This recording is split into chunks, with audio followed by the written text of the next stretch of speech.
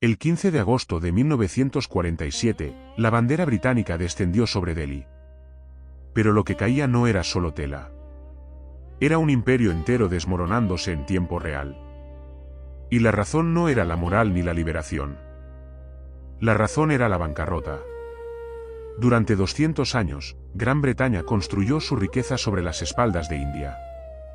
Pero en 1947, el imperio más poderoso del mundo estaba en ruinas. Su deuda superaba el 200% del PIB. Sus arcas estaban vacías. Y sin India, simplemente no podía sobrevivir. Esta historia no trata sobre héroes ni villanos. Trata sobre algo más simple y más brutal, la codicia. Sobre cómo un sistema diseñado para extraer cada rupia, cada gota de sangre, cada recurso natural, terminó devorando al propio imperio que lo creó. Todo comenzó en 1600, cuando la Compañía de las Indias Orientales recibió permiso para comerciar con Asia. Al principio, solo vendían especias y telas. Pero en 1757, después de la batalla de Plassey, algo cambió. La compañía dejó de ser una empresa comercial. Se convirtió en un gobierno paralelo con su propio ejército de 260,000 soldados, el doble del ejército británico oficial. Ahora tenían el derecho de recaudar impuestos sobre 30 millones de personas. Controlaban la sal, el tabaco, el opio. Obligaban a los artesanos a vender sus productos un 40% por debajo del precio de mercado. Los tejedores que se negaban eran mutilados. Las aldeas que no pagaban impuestos eran quemadas. La compañía no construía nada. No invertía. Solo extraía. Y cuando la tierra ya no podía dar más, seguían cobrando impuestos de todos modos. Pero lo peor aún estaba por venir. Porque cuando llegó el hambre, la compañía no detuvo la recaudación. La incrementó. Entre 1769 y 1770, Bengala enfrentó una de las peores hambrunas de la historia humana. Las cosechas fallaron. Los ríos se secaron. La gente moría en las calles. Entre 7 y 10 millones de personas murieron, un tercio de toda la población de la región. ¿Y qué hizo la Compañía de las Indias Orientales? Aumentó los impuestos en un 10%. Porque los muertos no pagaban, así que los vivos tenían que compensar la diferencia. Los campesinos vendían a sus hijos. Las familias comían corteza de árboles. Los cadáveres se apilaban en las carreteras. Y mientras tanto, los barcos británicos seguían saliendo de los puertos bengalíes cargados de arroz, especias y tejidos rumbo a Londres. No era incompetencia. Era el sistema funcionando exactamente como fue diseñado. Extracción total. Sin excepciones. Sin piedad. Antes de que llegaran los británicos, India representaba el 27% del PIB mundial en 1750. Era el centro manufacturero del planeta. Sus telas de algodón eran tan finas que se llamaban aire tejido. Sus cinturas eran tan vibrantes que los europeos no podían replicarlas. Sus aceros eran superiores a cualquier cosa producida en Occidente. Pero los británicos vieron esto como una amenaza. Así que implementaron un plan simple: destruir la industria india y convertir el país en un proveedor de materias primas baratas. Impusieron aranceles del 70-80% sobre las telas indias que entraban a Gran Bretaña, mientras que los productos británicos entraban a India libres de impuestos. Los tejedores de Dhaka, que una vez vistieron a emperadores, terminaron mendigando en las calles. Las fábricas cerraron. Las ciudades manufactureras se convirtieron en pueblos fantasma. Para 1947, la participación de India en el PIB mundial había caído al 4%. El economista indio Dadabhai Naoroji documentó este proceso en su teoría del drenaje de riqueza. Calculó que cada año salían de India entre 30 y 40 millones de dólares en recursos, impuestos y ganancias. Y lo que regresaba en forma de inversión era menos de 250,000 dólares. Gran Bretaña llamaba a esto progreso. En realidad, era vampirismo económico. Succión de recursos sin ningún retorno. La sangre vital de una civilización fluyendo hacia otra. Los británicos construyeron carreteras, sí. Pero no para conectar aldeas indias entre sí. Las construyeron para transportar recursos desde el interior hasta los puertos. Construyeron telégrafos, pero para controlar revueltas, no para modernizar comunicaciones. Cada mejora tenía un solo propósito: hacer la extracción más eficiente. Y cuando India ya no podía sangrar más, los británicos encontraron una nueva forma de explotación. Una que sería incluso más rentable y moralmente repugnante. Decidieron convertir a India en el mayor narcotraficante del mundo. En la década de 1830, Gran Bretaña tenía un problema. Compraba enormes cantidades de té, seda y porcelana de China, pero los chinos no querían nada de lo que los británicos producían.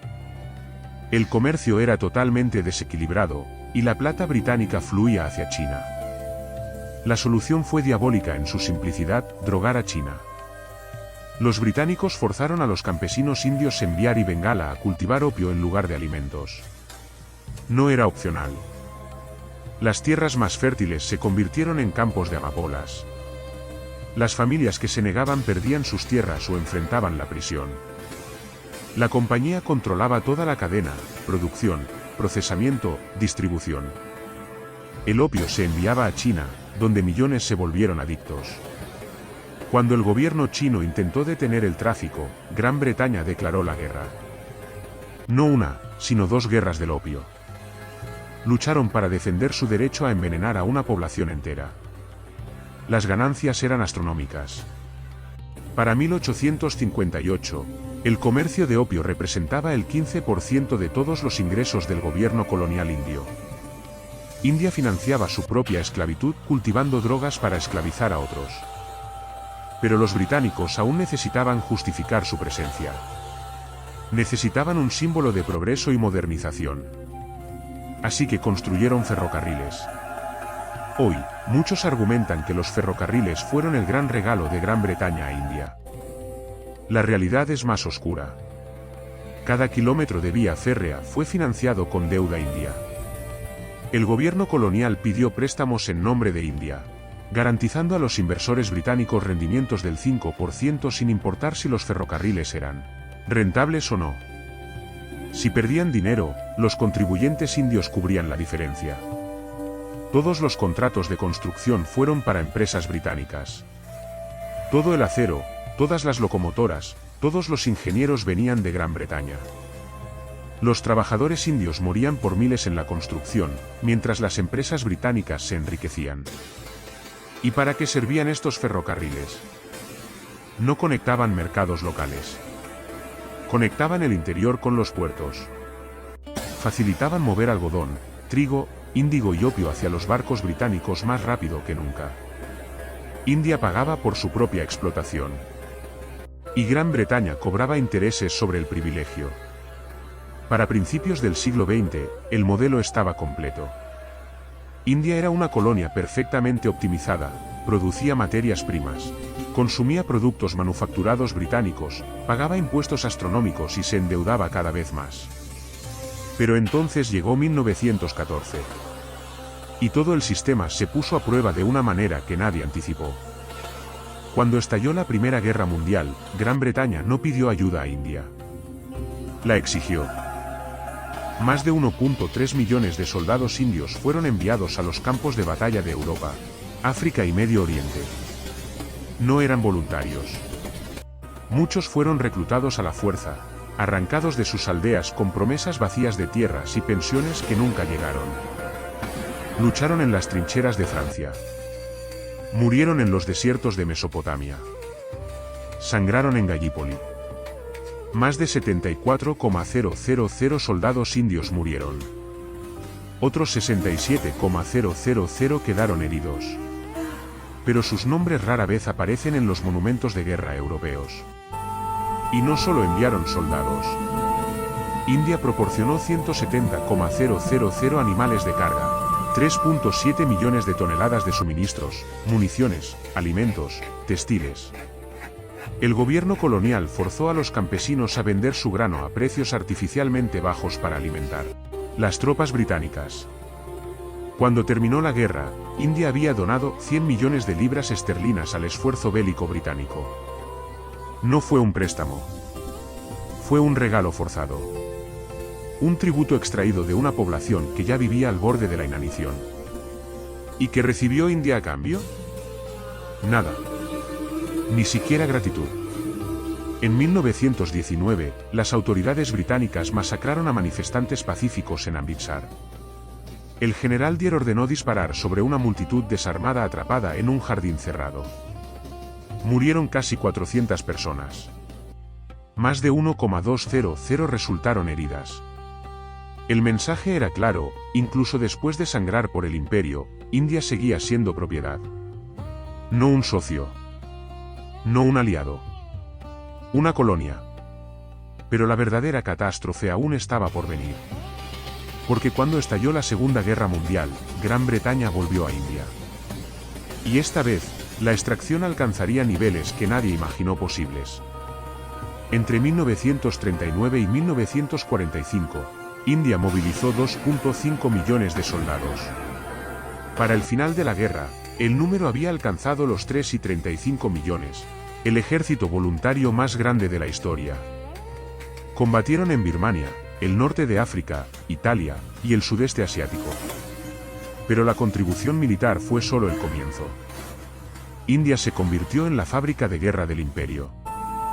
Producía uniformes, botas, municiones, vehículos, equipamiento médico. Las fábricas operaban las 24 horas. Los campesinos fueron nuevamente forzados a entregar sus cosechas a precios fijos ridículamente bajos. Y luego Gran Bretaña hizo algo extraordinario. En lugar de pagar en efectivo por todos estos suministros, emitió pagarés. Básicamente, IOS. Te lo pagaremos después de la guerra, prometieron. Estos pagarés se acumularon en lo que se llamó saldos de libras esterlinas. Para 1945, Gran Bretaña le debía a India más de 1,300 millones de libras. India se había convertido en el mayor acreedor de Gran Bretaña. El colonizado estaba financiando al colonizador. Pero mientras India sangraba recursos para la máquina de guerra británica, algo terrible estaba sucediendo en casa. En 1943, Bengala enfrentó otra hambruna masiva. Las estimaciones de muertes van desde 800,000 hasta 3,8 millones de personas.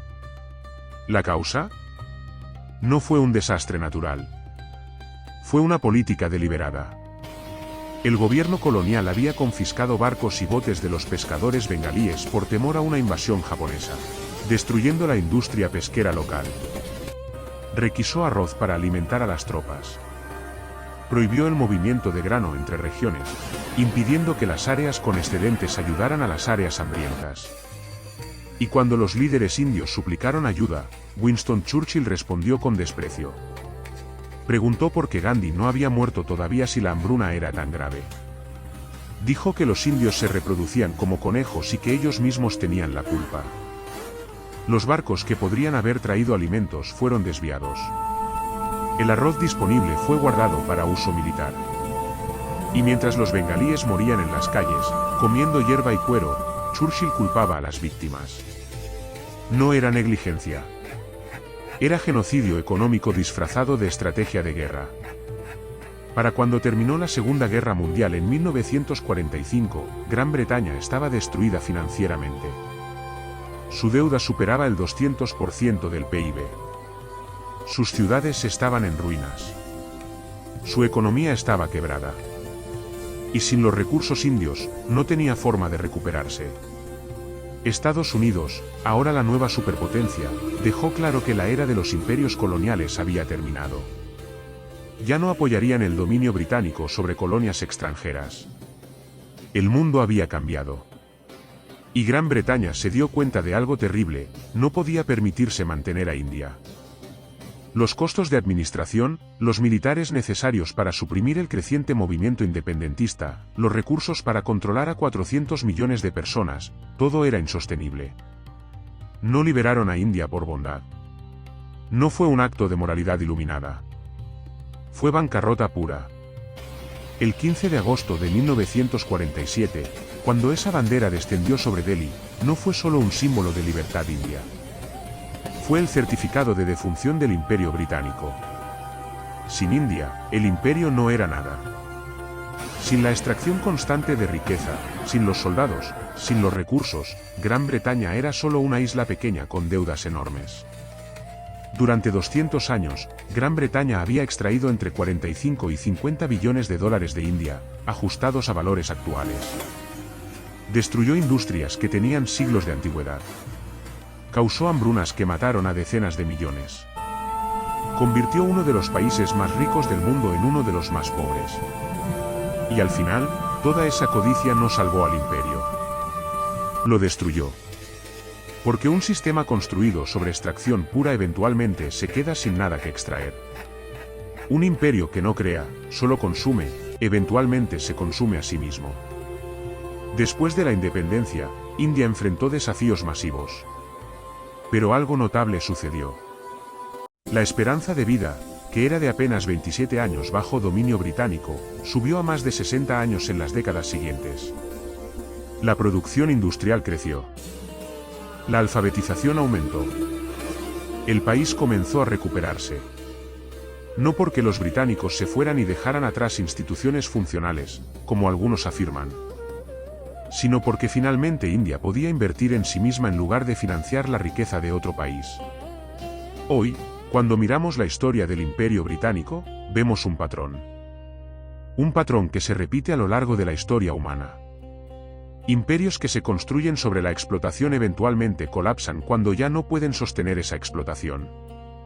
Y aquí está la pregunta incómoda que nadie quiere hacer: ¿estamos viendo el mismo patrón hoy? Estados Unidos tiene una deuda que supera el 200% de su PIB, exactamente el mismo nivel que quebró a Gran Bretaña en 1945. Mantiene más de 800 bases militares en 70 países.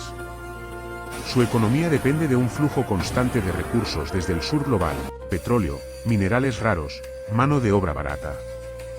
¿Cuánto tiempo puede durar un sistema construido sobre extracción antes de que se agote? ¿Cuánto tiempo antes de que el colonizado se convierta en el acreedor? ¿Cuánto tiempo antes de que el imperio descubra que ya no puede permitirse ser un imperio?